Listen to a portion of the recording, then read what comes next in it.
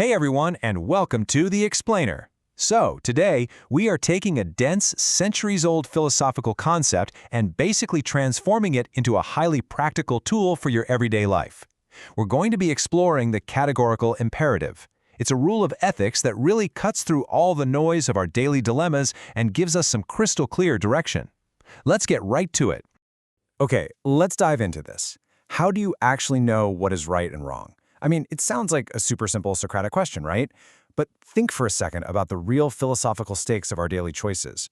We are constantly faced with decisions that test our values, and honestly, the lines often blur. So, is ethics derived from some divine source? Is it just an evolutionary trend?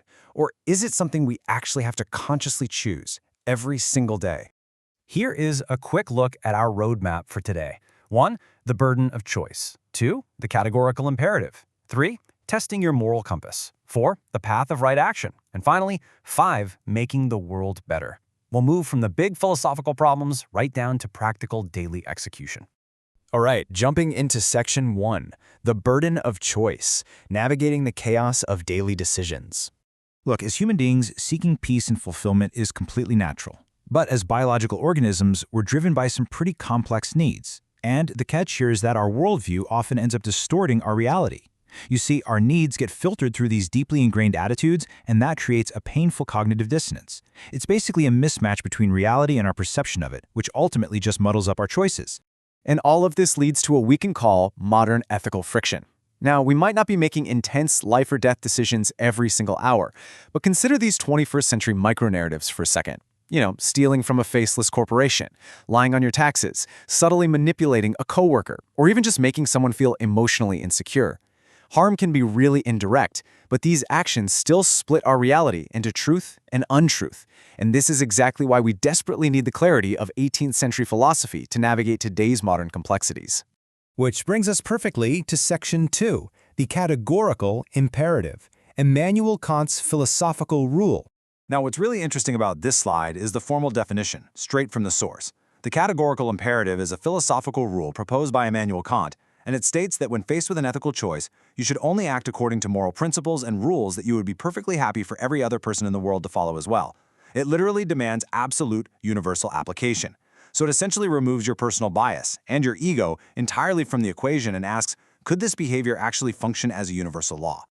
To really wrap our heads around this, let's contrast it with something super familiar, the Golden Rule. Now, doing unto others as you would have them do unto you is a wonderful, ancient standard, but it's primarily focused on how you interact with another specific person. Kant actually expands this. It's not just about treating your immediate neighbor well. It's about whether the rule guiding your action is acceptable for everyone, everywhere to follow, totally regardless of how you personally feel about the people involved. It's a huge shift in perspective. We can also compare it to natural ethics. Natural ethics dictates that filling human needs is good, and withholding what fills those needs is harmful, which is highly practical, right?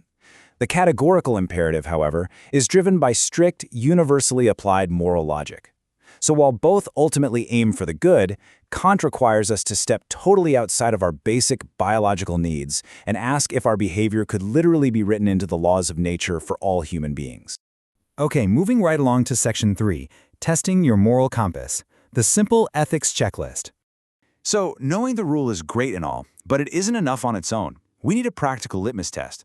And the source provides a brilliant set of questions for exactly this. Check these out. Am I motivated by ego?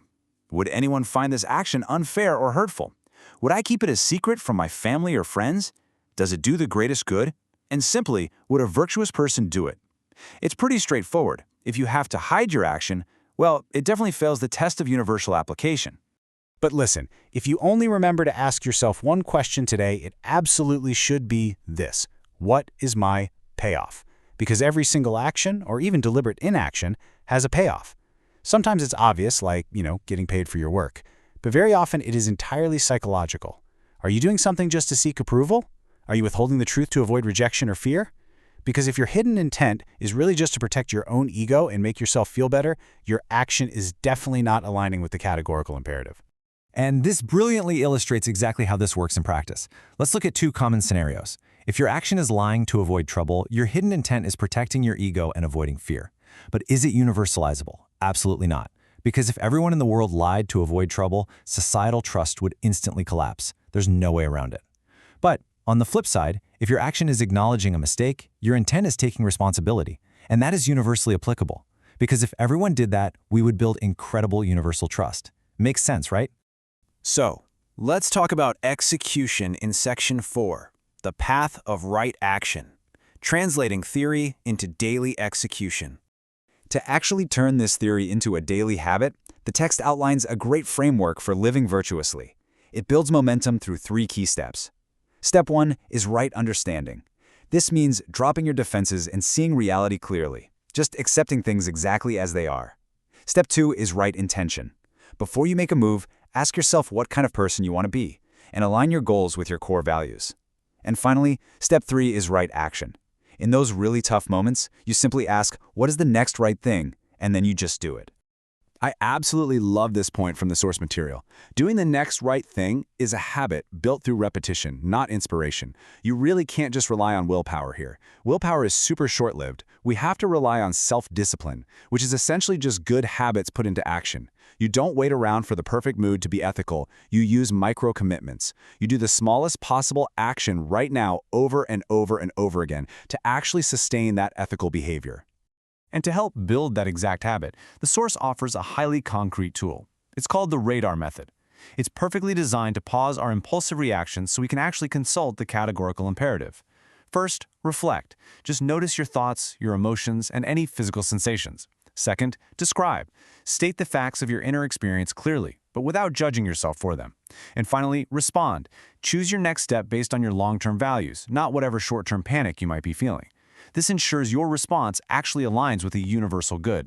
Let's move on to our final section and see how all this builds together. Section 5, Making the World Better, the ultimate reason for ethical action. So why do we even bother with all this hard work? Well, the text describes an incredible ripple effect. Each act of kindness doesn't just uplift the receiver, it actually elevates your own consciousness too. Applying Kant's rule isn't just a rigid exercise in personal virtue or just a way to avoid feeling guilty. It's honestly like a tiny pebble thrown into a pond. A small act of universal goodness resonates on a deep spiritual and psychological level, and it touches the lives of everyone around you. And the beautiful thing is, this high-level 18th century philosophy is actually incredibly grounded in reality. We live it universally through what we can call daily living amends. Think about unspoken acts of kindness, volunteering for your community, mowing an elderly neighbor's lawn, picking up trash on your street, or simply forgiving others. These are incredibly simple, practical actions, right?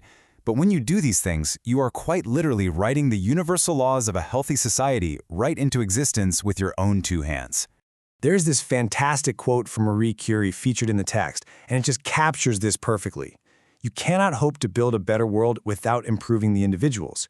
Our particular duty being to aid those to whom we think we can be most useful. It's so powerful. Your individual hero's journey, your personal commitment to sorting out your ego, seeing reality clearly, and acting with absolute integrity is fundamentally tied to your responsibility to broader society. We are all connected in this. So as we wrap up this explainer today, I really want to leave you with a direct challenge. The very next time you face a choice, whether it's a big project at work, a moment with your family, or just how you treat a random stranger on the street, pause. Just take a breath. Use the radar method. And ask yourself, what rule will you choose to live by today?